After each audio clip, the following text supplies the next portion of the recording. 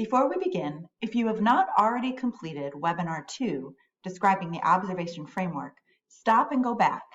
Make sure you have completed the questionnaire at the end of this module before proceeding.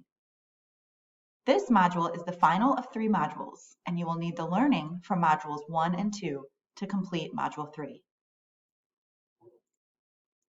Welcome to the last of the 3 asynchronous modules to prepare you to implement the Delaware Teacher Growth and Support System. This module will provide you an introduction to the observation and evaluation process.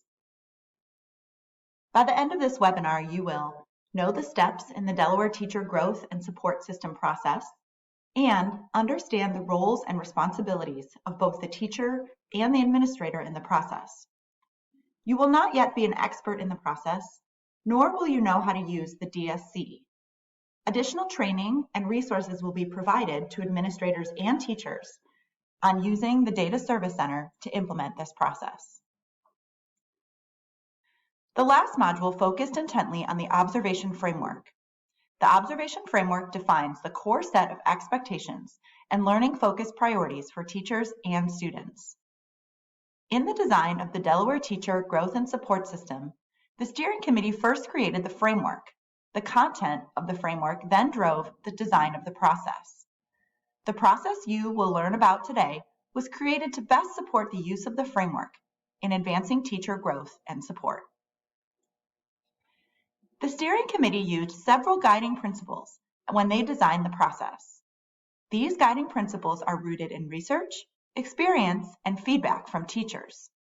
First, the process needed to be simplified, including the process and the forms. Second, the committee prioritized process elements that drive toward educator growth and away from compliance.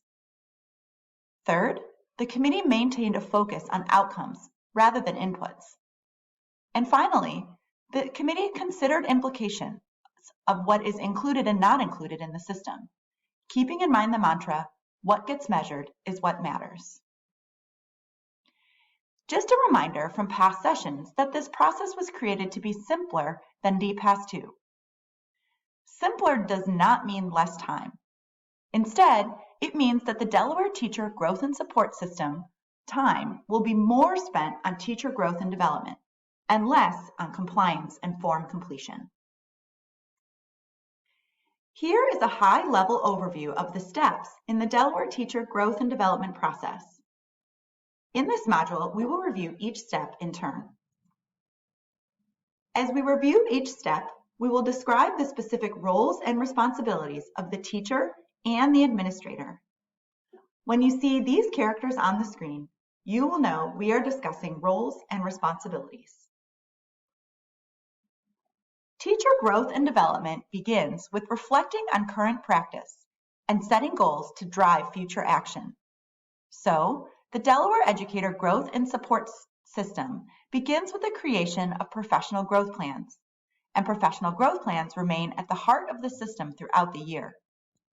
Professional growth plans are created at the Fall Conference.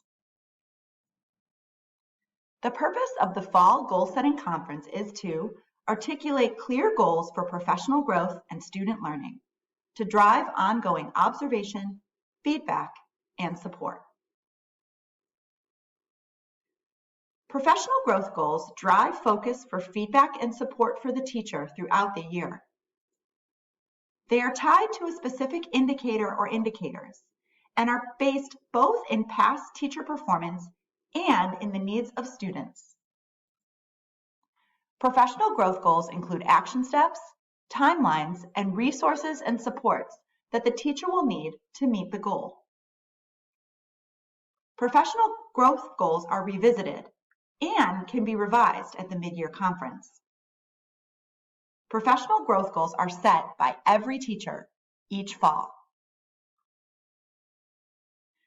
Student improvement goals are based in student assessment data. They are set using the same groups, measures, and targets as in previous years. Student improvement goals are discussed throughout the year and assessed with student data at the spring conference. The rating from student improvement goals becomes the rating for Performance Area 4 in the Delaware Teacher Growth and Support System. Note that professional growth goals do not come with a rating. The only part of the growth plan that is rated are the student improvement goals. Student improvement goals in the new Delaware Teacher Growth and Support System are created using the same process and approach used in DPAS 2. To create student improvement goals, the teacher identifies the cohorts, decides on measures, decides on the data points, administers measures to gather baseline data, presents the baseline data and proposed targets to the administrator, and discusses those data and targets with the administrator. There are 3 types of measures that a teacher might use for student improvement goals. Measure A are state assessments. Measure B are content assessments. And Measure C are growth goals. This flowchart, currently used in the DPAS 2 system, helps teachers determine which group they belong to for the purposes of setting student improvement goals.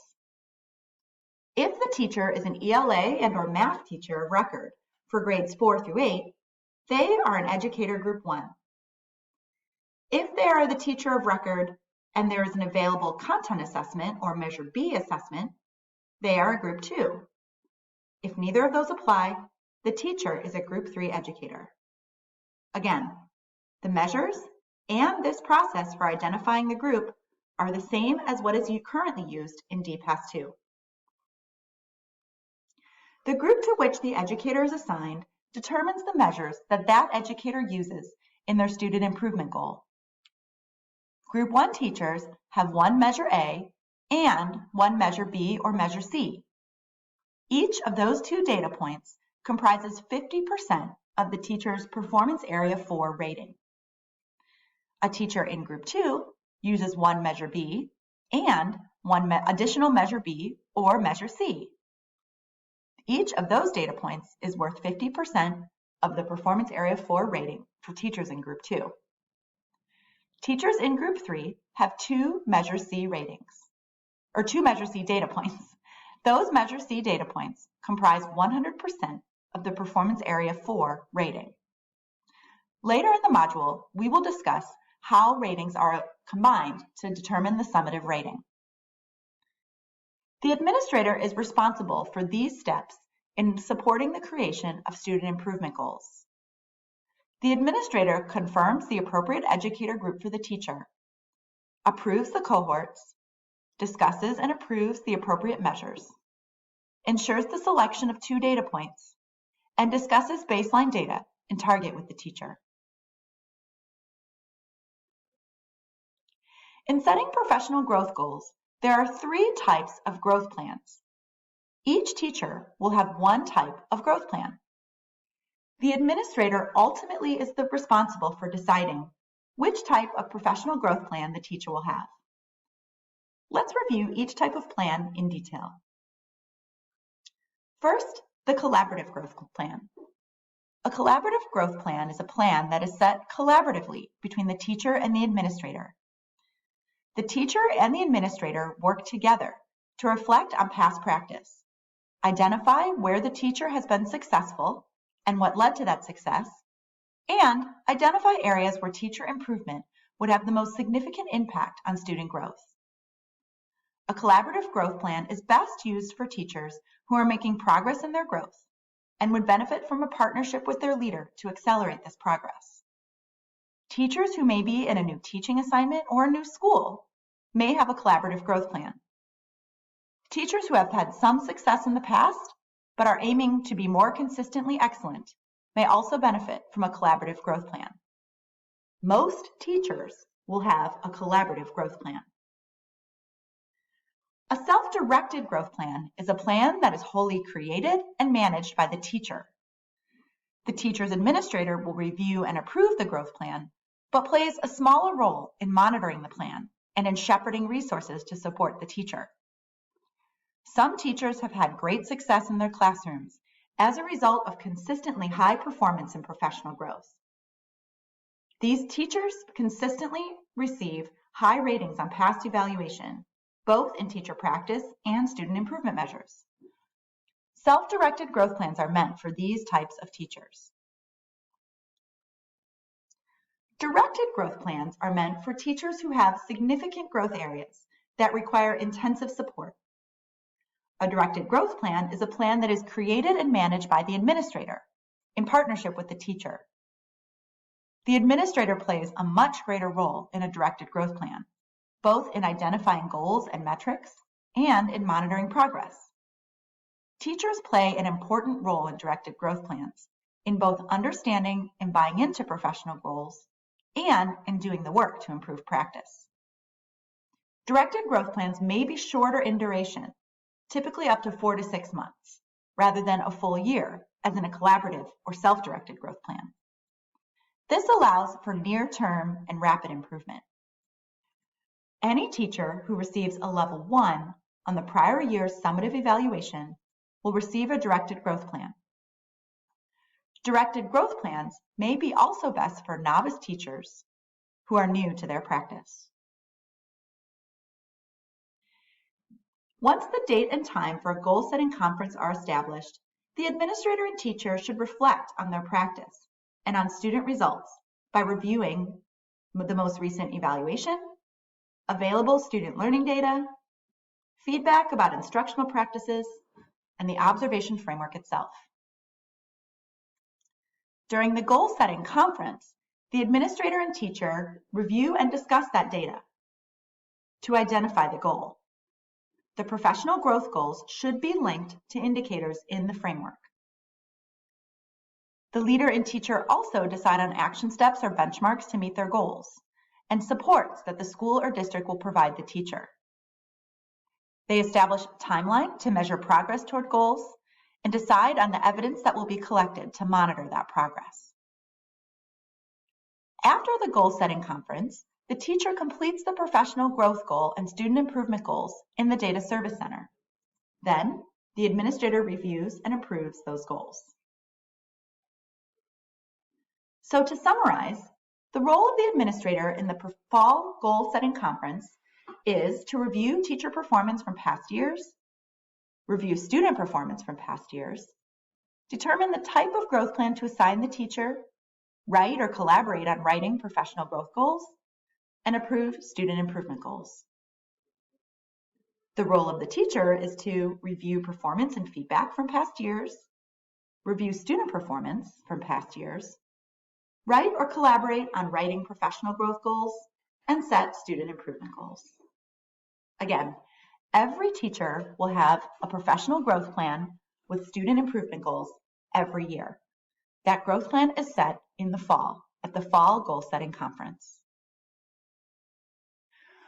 Once professional growth goals are set, the administrator can begin observations. The purpose of regular observation and feedback is to collect evidence of teacher practice aligned to the framework, identify areas for feedback and support, and engage in a cycle of professional growth to benefit the teacher and ultimately students. Evidence toward professional growth goals and performance will be against the framework will be collected by frequent, brief observations throughout the year. Providing feedback based on high-quality evidence is at the heart of effective evaluation. This requires a disciplined approach to collecting evidence for focused discussion around instructional practice. Evidence collected through observations are the basis of both feedback and the teacher's rating. Classroom observations will be used to collect evidence to support each of the 3 performance areas and 9 indicators in the observation framework. Every teacher, regardless of experience, will have at least 4 observations every year. Observations are brief, about 15 minutes long, and are unannounced, similar to a walkthrough. The administrator will record evidence in the observation. It is not necessary to capture evidence for each indicator during each observation. However, the administrator should be sure to connect evidence over the course of the year to accurately rate all 9 indicators. Literal notes from the observation will be collected in the DSC. Observers might also take pictures of student work and collect artifacts to support the evidence. All evidence collected will be held in the DSC for the evaluator to later tag to a specific indicator after the observation. The Delaware Smart Card for classroom observations is the last page in the Delaware framework. This Smart Card is useful for sorting evidence after the observation. Individual observations are not rated. The only time a teacher receives a rating is at the very end of the year, at the Spring Evaluation Conference. The purpose of observations is to collect evidence to align to the framework. This evidence then is used to support ongoing feedback and growth, and ultimately rating at the end of the year. Every observation will be followed by an observation debrief. The observation debrief is a chance for the administrator and the teacher to discuss the evidence and for the administrator to ask questions. It is also an opportunity for the teacher to share artifacts and details from the lesson. Most observation debriefs will happen in an in-person conversation. Before the observation debrief, the administrator will review and sort evidence using the Smart Card. Then, the administrator and teacher will meet to discuss the evidence, review artifacts, and discuss feedback. The administrator will document their questions, evidence, and feedback in a debrief report. The first observation conference is required to be in person as a conversation with the teacher. However, the teacher can have any observation debrief in person at any time. Some debriefs might happen in writing, over email or through the DSC. The observer and teacher may not need to meet after every observation, as long as the observer and teacher are engaged in conversation about the evidence, and the observer is able to clarify questions they have to be able to sort the evidence. Regardless of whether the debrief is a discussion or in writing, every observation is followed by brief written feedback. The written feedback is provided for at least one indicator on the rubric. But remember, there are no ratings assigned after the observation. Written feedback is provided in a qualitative description of performance called a CEI, or Claim Evidence Impact Statement. First, the claim is a statement summarizing the element of teacher performance in the lesson that had the greatest impact, positive or negative, on student learning. The evidence then are the indicators and evidence to which the claim aligns. And the impact is the impact the claim had on student learning. The CEI statement is followed by next steps, which are recommended areas of focus for the teacher to grow. Administrators will be trained on creating claim evidence impact statements in their 4-day training this spring and summer. Again, every observation is followed by one qualitative description of performance, but not rated. So to summarize, the administrator is responsible for conducting observations to collect a variety of evidence over the course of the year, taking low inference notes during observations, sorting evidence to the framework after the observations, identifying questions for the teacher, and meeting with the teacher to debrief after the observation. Finally, the administrator writes a claim evidence impact statement after each observation. The teacher's role is to put forth their best teaching effort every day and to participate in observation debrief conversations, share data, information, and artifacts with the administrator, and implement feedback from the administrator. After at least 2 observations are completed, each teacher will have a mid-year conference.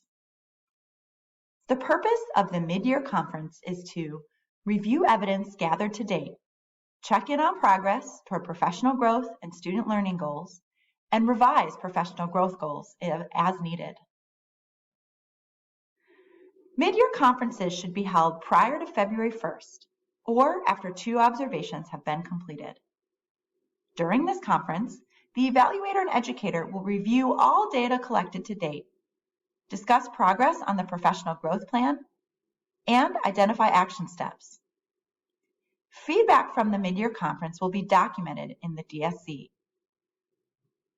Conversations at the mid-year should also include what specific plan or action steps will be a focus during the remaining observations. During the mid-year conference, the administrator may determine that a change in the level of support is necessary, and so may revise the professional growth plan to create a different plan. If teacher performance is on a downward trajectory, the administrator may elect to switch to a collaborative or directive plan.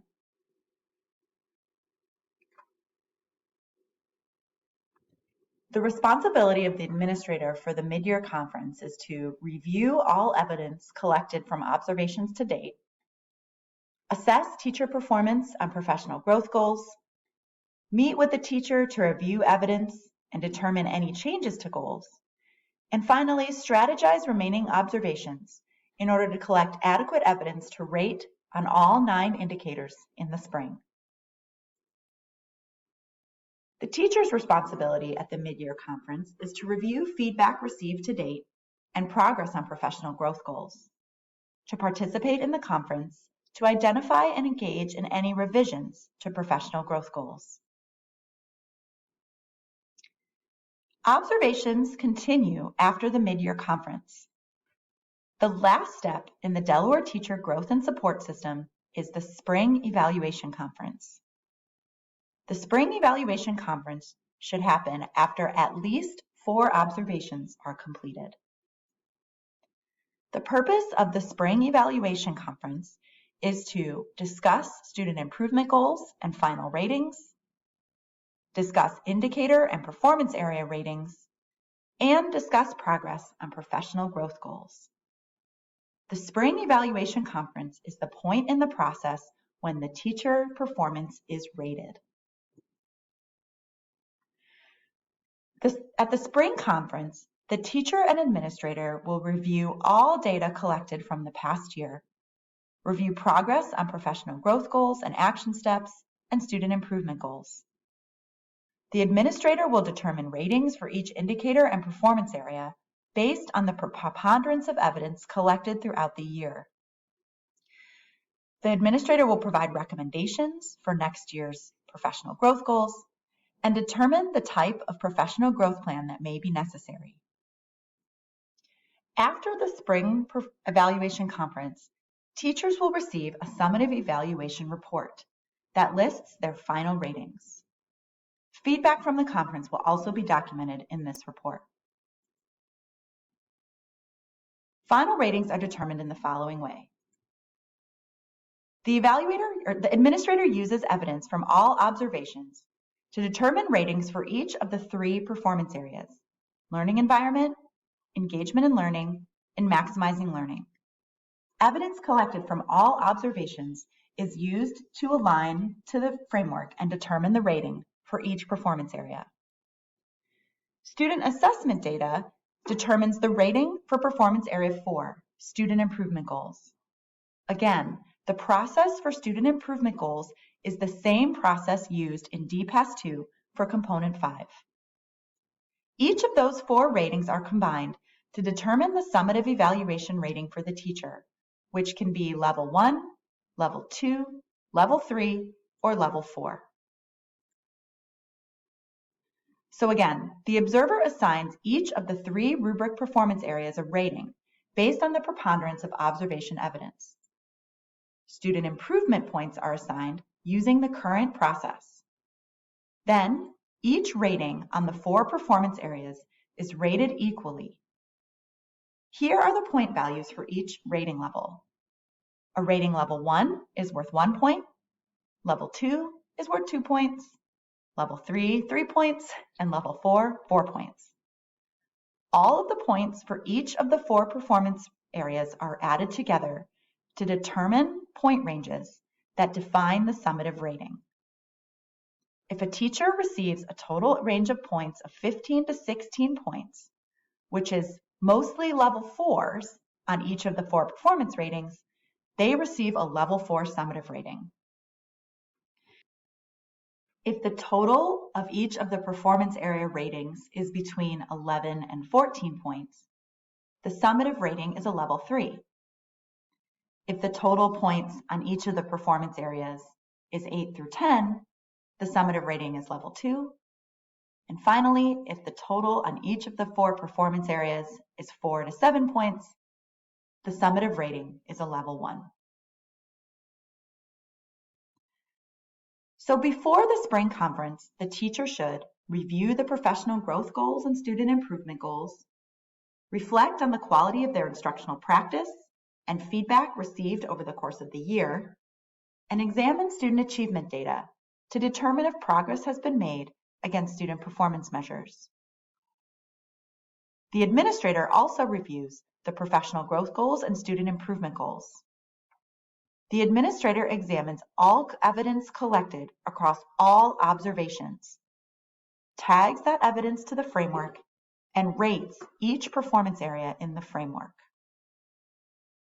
During the spring conference, the administrator and together review the data, review progress on professional growth goals, document feedback, review ratings for each indicator and performance area, and discuss next year's growth goals.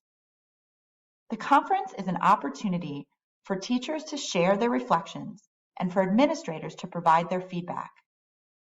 The administrator shares a copy of the summative evaluation form, which includes ratings, at the spring conference. So again, the administrator's overall roles and responsibilities include to review all evidence collected over the course of all observations and use that evidence to assign ratings to each of the performance areas in the framework. The administrator also confirms the student improvement goal, which is the performance area 4 rating. They articulate strengths and growth areas for the teacher, draft the evaluation report, meet with the teacher to share the draft report with ratings and feedback, and finalize the report after the conference. The teacher participates in the spring conference and is expected to reflect on their performance and ask questions of the administrator. Let's review the implementation timeline. Keep in mind that this timeline is an anticipated timeline. The purpose of the pilot is to understand how well this timeline works in supporting teacher growth. The professional growth plan and fall conference should happen in September. The conferences can begin after the first day of school and should be completed for each teacher no later than September 30th. Once the professional growth plan and fall conference is complete, observations can begin. At least 2 observations should be completed for each teacher before the end of December. The mid-year conference can begin as soon as at least 2 observations are completed and should be complete by February 1st for every teacher. Observations should continue through the late winter and early spring. Again, every teacher should have at least 4 brief observations. Once at least 4 observations are completed, the administrator and teacher can hold the spring conference. The spring conference should occur once student improvement data is collected and 4 observations are completed. Remember, this is an anticipated implementation timeline.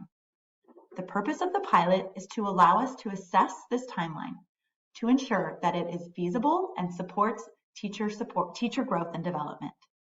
Your district or school may have more specific deadlines for you to follow during the pilot.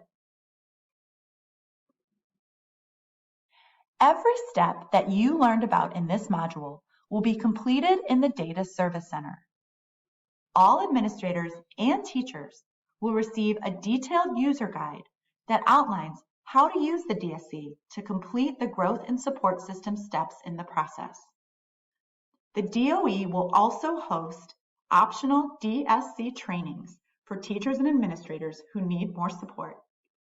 These will happen later in the summer and early in the fall. Congratulations! You have finished the third and final online module for the Delaware Teacher Growth and Support System. There are 2 more brief steps for you to be considered complete. First, complete the Module 3 exit ticket located in the Schoology course. Your feedback on this exit ticket will help the DOE to design additional trainings and communications for administrators and teachers across the state. Once you have completed the exit ticket, then complete the course assurance form in Schoology. Your completion of this form affirms that you have completed all steps in the asynchronous modules. This completion will award you your completion points in PDMS. Thank you for your time and attention, and we look forward to supporting you through the Delaware Teacher Growth and Support System pilot this year.